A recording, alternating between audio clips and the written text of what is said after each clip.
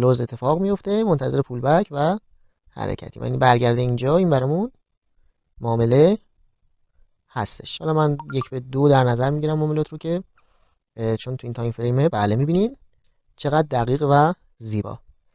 0 پیپ برمیگرده و تیپی.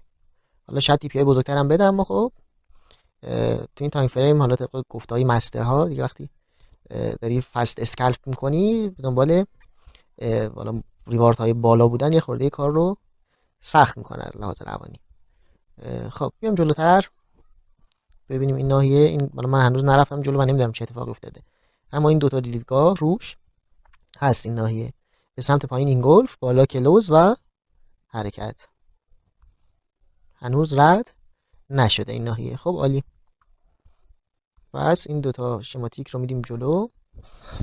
خب اینجا میبینین کندلا اینجا اصلا شکلی نداره که